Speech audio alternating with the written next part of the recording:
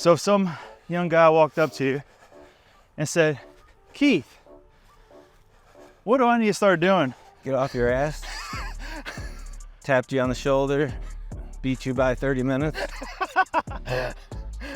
It's really just the mind, and the body hurts naturally. I mean, my back hurt for most of the whole race, and it was just block it out. You weren't looking at these social media influencers and like, oh, he ran a 100 mile, I want to run a 100 miler.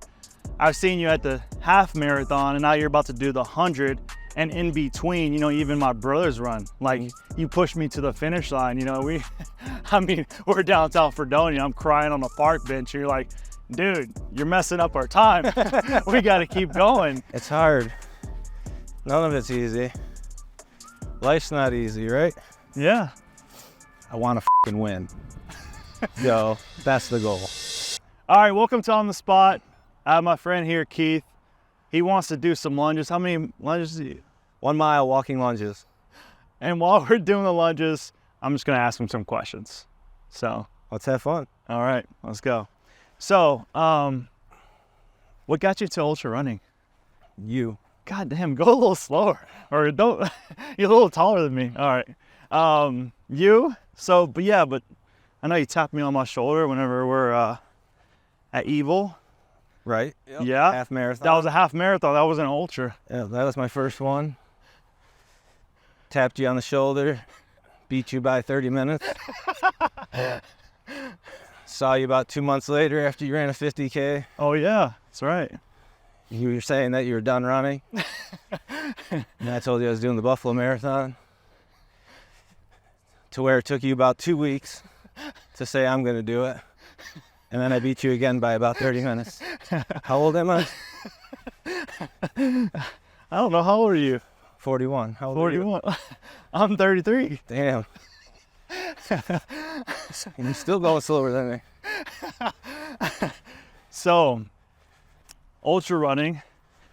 Been doing it for what? How long now? Shit, not even a year? Well, I did my first one in October in Allegheny. Got your coach, Tristan, and basically trained all last summer for it. 2 miles we ran? Yeah, 52 miles. That was when? No, wait. If someone That was our asked, second one, so we ran your brother's race. oh yeah. So we ran our brother's race. My brother's race, August of last year. 38 miles. Jesus, I'm getting out of breath already. And so yeah. You're not even a fifth of the way there. All right. Well, let's take a break real quick. Yeah. Huh? What? I'm not as strong as you. What? All right. All right. So, started Evil, did the 38. We did. What place were you on Summit? What place? Yeah. First place. First place. Oh yeah, that's right. Okay, so you got first place in Summit. Yep, won a cap. You got first place at 50K, frozen. Yeah. What races do you have these next few months? May, Hoof It on the Hill, 26K, Buffalo Marathon, end of May, 100K, Great Hill Ultra. You're doing that. Yeah. And then the 100 miler at Virgil Crest in Cortland. So whenever you're training for this though, I'm sure it takes like 30 minutes out of your week to. Yeah, that's it. I don't do nothing. It's a very selfish sport, actually. Yeah, and I want to talk about that because a lot of people, they don't understand. Like, whenever I see you run or you see me run or family members, can you really tell them like how much time this takes per week? I mean, they're aware, I have to do this week. That's how I lay it out there. My kid, notices I'm gone a lot, but, I think in the end she'll realize, I'm running a 50 miler, a 100 miler. I don't think those thoughts of me not being there are going to be less impact. They're going to be less impactful compared to, being more impactful of me finishing something like that. For sure. Well, let's continue this journey of. I'm going to ever get this done. So growing up, did you ever run like this, or? No, I just started doing this with, this all actually started with Joel Newberg, best chiropractor in town. We had a monthly challenge to run a half marathon by the end of July before I met you. And we ran it, and it kind of spawned everything. I mean, then we signed up for the Evil Half, and Oh, is that how you got to Evil Half? yeah, him and I. Oh, I didn't know that. So, but yeah, him and I, we would do like monthly challenges, like 500 push-ups a day for 30 days. One of them was 100 burpees a day for 30 days. So we're always like trying to challenge ourselves, you know. Yeah. So some young guy walked up to you and said, Keith, what do I need to start doing? Get off your ass. It's hard. None of it's easy. Life's not easy, right? Yeah. So that's all you'd say? Get off your ass? I'd say stop complaining, right? What do you mean? You watch what I'm doing. What the hell do you mean? How do I do it? So if you could stop time right now and say, all right, this one deciding factor in my life made me push it to the other end of this world and be able to write these crazy goals and want to accomplish it.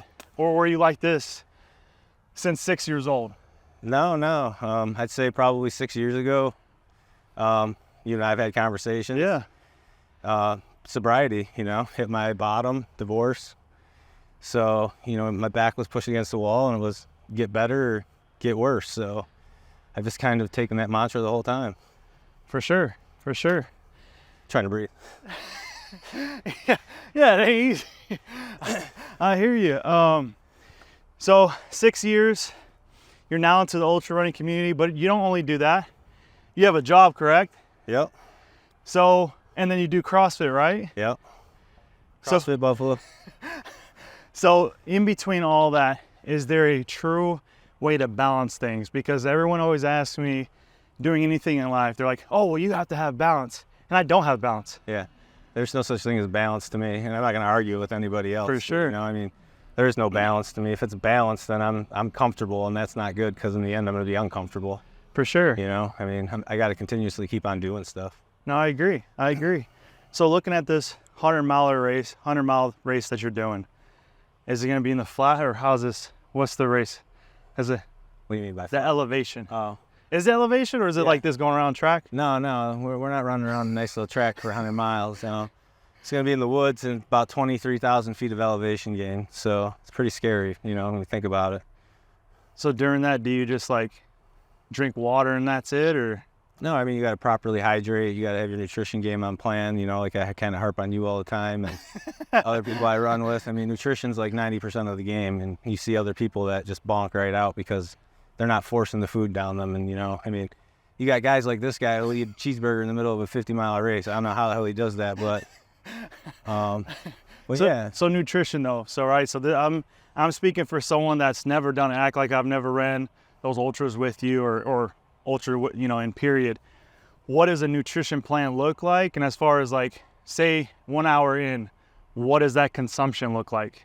Yeah, you have your bottle of water with you, obviously, but then you have your liquid forms, but you're trying to look to get about, 200, calories in per hour, basically. I get a little bit more in sometimes, just 'cause I'm a bigger person, but the carbohydrates, you're looking at about 70 grams an hour for me, and it's just, you keep on pushing it down no matter how you feel.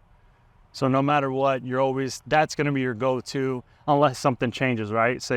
I'm always going to get those carbs, okay, those calories in no matter what. The taste is going to be terrible at certain points in time, so you got to kind of switch it up, but that's why they have different foods and stuff out on the course. For sure. And we talked about this before, but I see a bunch of fitness influencers that get in the realm, and I'm being straight up honest because I see their times, and you just got into the sport and I see your times.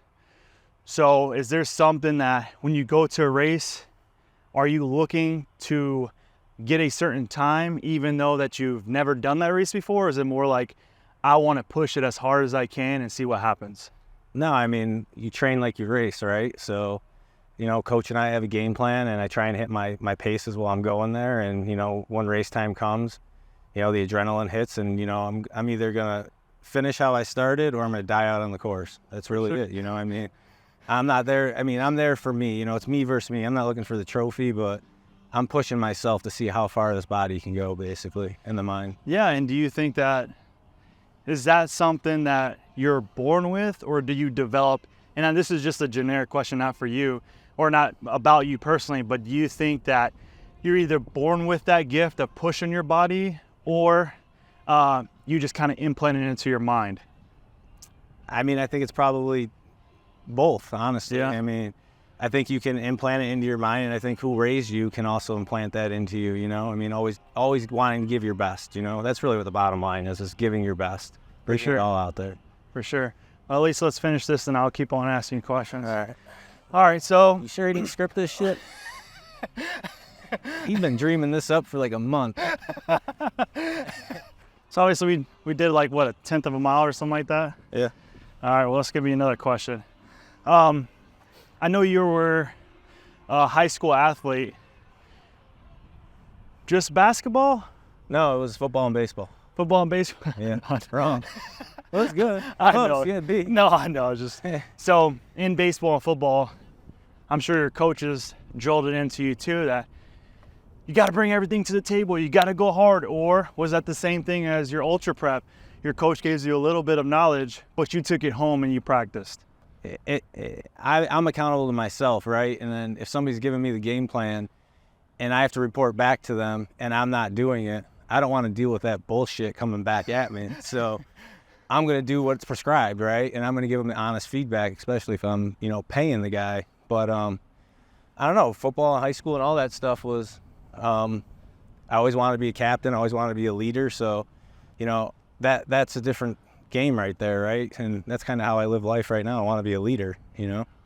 For sure. No, 100%. And I think that's where we're talking about the fitness influencers again. It's like they show these numbers and we look at it and kind of laugh because it's like, you know, you're a freak of nature. I'll say that because obviously, but at the same time, I would say that if I didn't know what you're doing on the daily to become that force, right? So it's not a freak of nature, it's more of a force of a nature because you put in the long hours. I'll pick up our son, drive, I see you running. Right. I'll, you know, even at the race day, I see you going to that, you know, that another level of, you know, we'll be at the starting line and you kind of start picking people out. But what would you say if someone says, hey man, I want to be like X on social media, and they're really not even that person and they could be better than that? Well, I don't know why anyone wants to be like anyone else. Like, be yourself, be your best version, right? I mean, I don't want to be like anybody else. Like, yeah. I just want to be me, you know? Somebody says I look like somebody, I always say I look like me, not them, you know? It's just how it is. Like, you're right, though. I'm not trying to ride somebody else's coattails, right? Yeah. Develop myself. And I think that's where, whenever you started where our journeys are different, but in the same light as, you know, we've made mistakes and want to become better ourselves. But I think that what really will make your story speak volume because you weren't looking at these social media influencers and like, oh, he ran 100 mile, I want to run 100 miler. I've seen you at the half marathon and now you're about to do the 100, and in between, you know, even my brothers run. Like, you pushed me to the finish line, you know, we're downtown Fredonia, I'm crying on a park bench and you're like, dude, you're messing up our time. We got to keep going. I think I did say that. You know, but that's where I have so much respect for you, is because I know that you're just trying to become that leader, like you said, right, in this realm.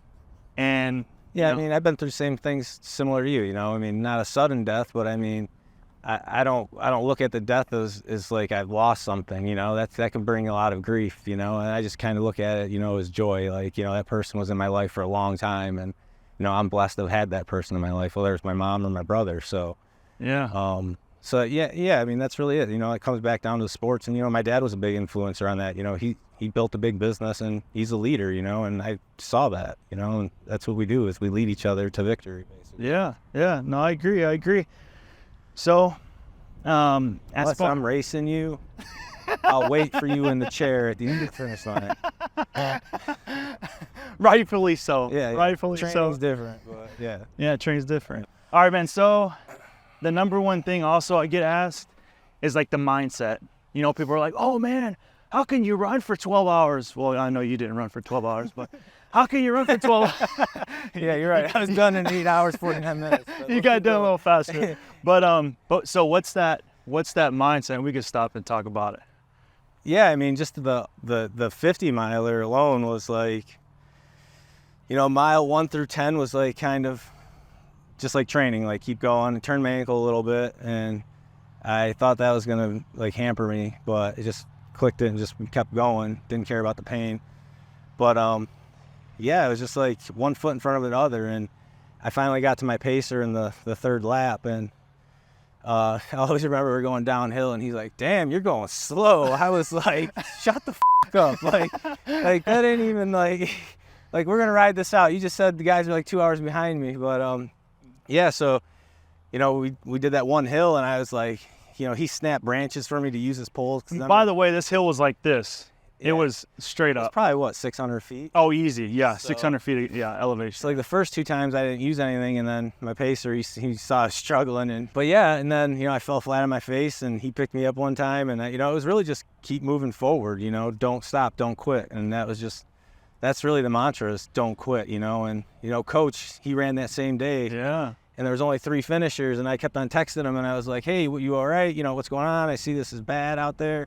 And he like arose from the dead, and he was like, "I don't quit, Keith." And I was like, you know, that hit me home. Like I was like, I got a real good coach on my hand right now, because him and I, like, we relate on that level. Like, yeah, do not quit, and that's really it, is don't quit. Is there any point though that you do almost get numb or black out? Like any mileage, would you say, or is it kind of all the same? I mean, it was pretty much all the same until like I got to like 44, 45, and that's when I drank a Coke, and they had the thing, you know, and yeah. I don't drink soda, and yeah, exactly. I don't know why, and I was like, I want that Coke, and I felt like I was delusional at that time, and I drank it, and I felt like instant energy, and we just kept on rolling. But other than that, I mean, it's really just the mind, you know, and the body hurts naturally. I mean, my back hurt for most of the whole race, and it was just block it out, right? And a lot of people will tell me, you know, oh man, my legs hurt. Do your legs ever feel just good and awesome? And oh, all the time.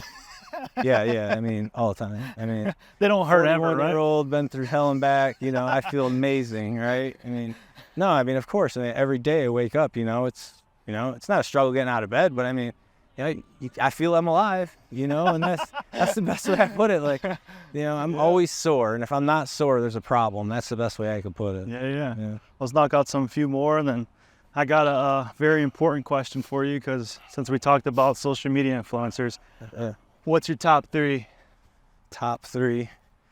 Well, I mean, Goggins is a beast, of right? Course, yeah. He's just a beast naturally. And it's kind of funny. Like I started like following him, and like I already had like that same type of mindset. So it was like cool. Like there's like somebody else out there that, you know, just says it how it is, and is gonna do what they're gonna do. Yeah.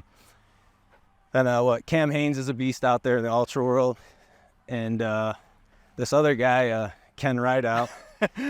This guy's a 50-year-old running 2.5-hour marathons. Like, how the and he just started like when he was like in his like late 30s. So yeah. So like I can kind of relate, and for sure.